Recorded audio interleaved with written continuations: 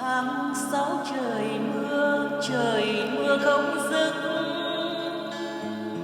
Trời không mưa, anh cũng lại trời mưa. Anh lại trời mưa phong kín đường về, và đêm ơi xin cứ dài vô tận.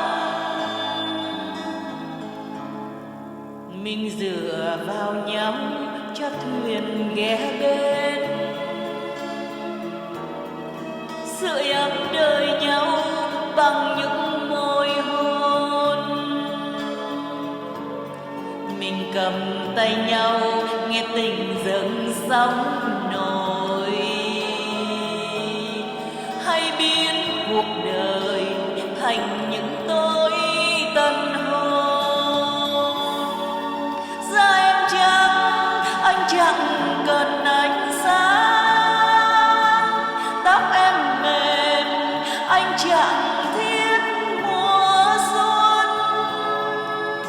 Trên cuộc đời sẽ chẳng có giai nhân, vì anh gọi tên em là nhan sắc. Anh vuốt tóc em cho đêm khuya tròn giấc.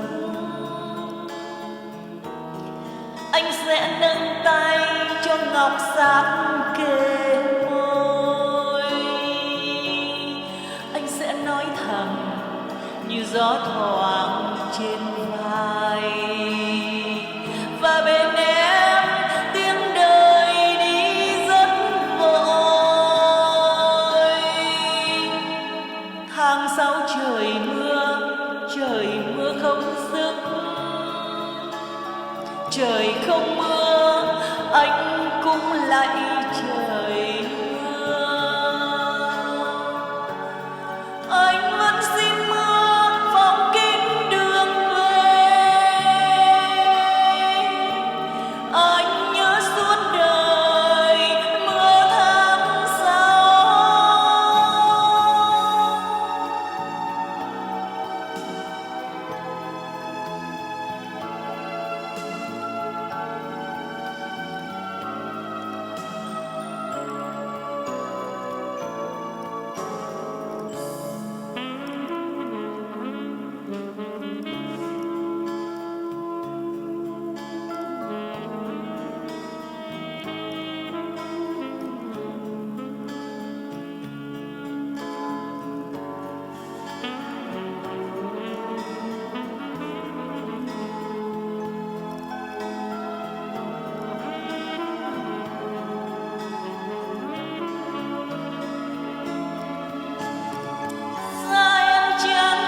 Anh chẳng cần ánh